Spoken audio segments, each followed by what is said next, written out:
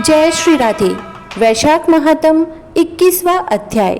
पिछले अध्याय में हमने सुना था कि सिंह और हाथी के बीच घोर संग्राम हुआ, जिससे वे दोनों थककर गिर गए।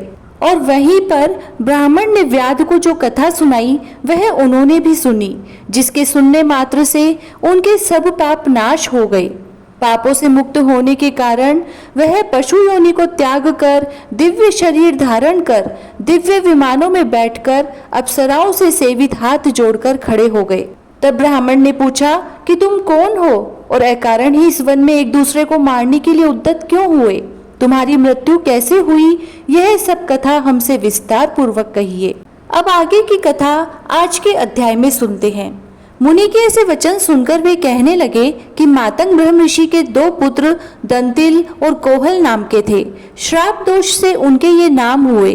रूप यौवन में संपन्न, सब विद्याओं में निपुण मातंग ऋषि कहने लगे कि हे पुत्रों, इस वैशाख मास में प्रातः उठकर स्नान करो, मार्ग में प्याऊ लगवाओ और छाया करो, पंखे से मनुष्यों को हवा करो, शीतल जल दान करो और भगवान की पूजा, जिससे संसार के बंधनों से छूट जाओ।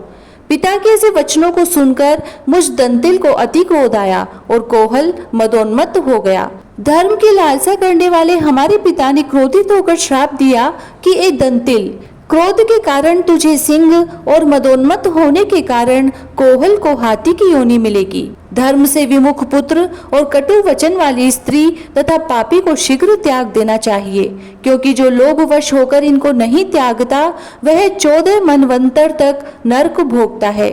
उसी समय हम अत्यंत दुखी होकर श्राप निवृत्ति के लिए पिता से बारंबार प्रार्थना करने लगे, तो उन्होंने कहा कि तुम दोनों जब पशु योनि में एक दूसरे को मारने के लिए उद्यत होंगे तो उस समय व्याध और शंख का वैशाख धर्म विषयक संवाद तुम्हारे कानों में पड़ेगा। तब उसी समय तुम्हारी मुक्ति हो जाएगी और तुम पाप से छूट पूर्व रूप धारण कर मेरे पास निवास करोगे। मेरा यह वचन मिथ्या नहीं होगा। इस प्रकार पिता के श्राप से हमको यह योनि मिली और हम एक दूसरे को मारने की इच्छा से यहाँ आए। यहाँ पर आपका दिव्य संवाद सुना, जिसके प्रभाव से हम कृतार्थ हुए।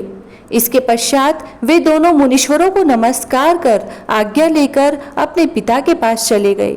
व्याध भी यह कथा सुनकर अपने शस्त्र आदि फेंक कर पुण्यात्मा ऋषि से कहने लगा। आगे की कथा जानेंगे हम अगले अध्याय में। 21वां अध्याय समाप्त। जय श्री राधे।